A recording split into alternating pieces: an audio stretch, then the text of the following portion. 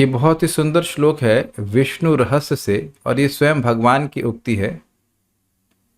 विष्णु रहस्य श्री भगवद उक्ताऊ कहते हैं, सत्यम ब्रवामि मनुजः स्वयमूर्ध्व बाहुर।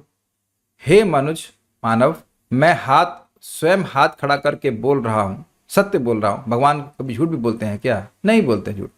लेकिन फिर भी मानवों की शैली में बोल कहते हैं, मैं भगवान की कसम करके खा के बोल रहा, ऐसे करके मैं सत्य हाथ ऊपर करके सत्य बोल रहा हूं।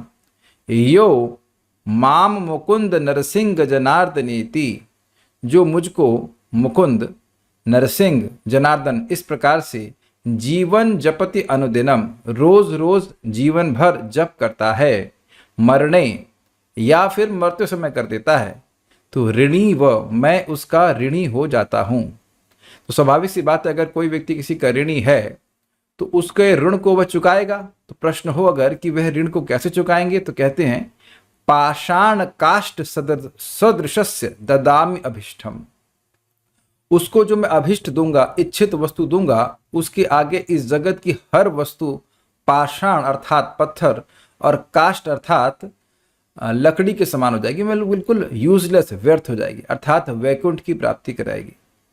तो सोचिए कितना सरल उपाय है, बस पता होना चाहिए और व्यक्ति का विश्वास होना चाहिए, और करे तो भगवान का रास्ता, भगवान के धाम का रास्ता बिल्कुल क्लियर है। तो श्लोक आपके सामने है और करना क्या है वह भी क्लियर है।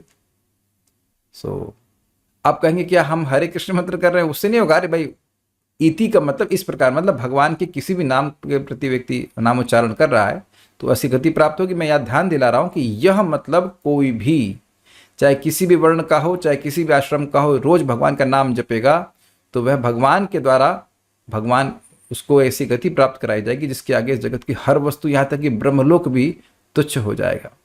सोचिए कितने बड़े भाग्य का निर्माण हम लोग कर रहे हैं इस प्रकार से रोज हरे कृष्ण मंत्र जप करने के द्वारा। स्टॉप ना।